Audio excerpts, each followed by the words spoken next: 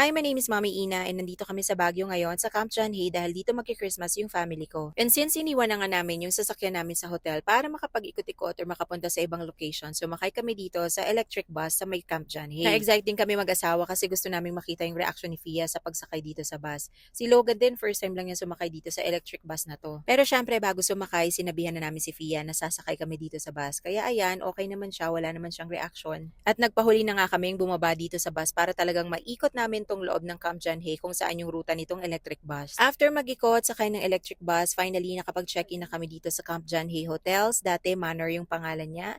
At wala kaming sinayang na sandali kasi overnight lang kami dito. One day lang yung nabigay sa amin. Meron silang train na ganito na 80 pesos per ride pero kung gusto mo for that day na unlimited, 249 pesos. Kaya unlimited na yung kinuha namin. Same dito sa carousel na 80 pesos din per ride or 249 pesos for unlimited for that day only. Sakto naman talaga na tong mga rides na to is yung mga gustong-gusto talaga ng mga anak ko kaya sulit na kami dun sa 250 pesos. Mga after lunch na to at sinulit talaga namin na wala kaming kasabay para wala rin kaagaw yung mga anak ko syempre kasi kapag gabi mas marami nang sumasakay dito. After namin sa mga rides, syempre, time na muna magpahinga. So, tara, sama kayo sa room namin.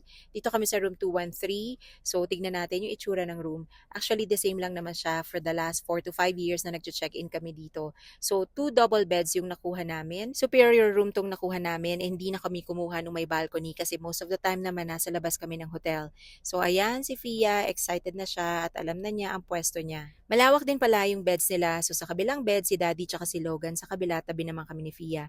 At ito yung view namin ngayon. So ayan, nandito kami sa East Wing, kitang-kita ang lahat. O siya, rest na muna kami. Update ko kayo sa susunod till my next vlog.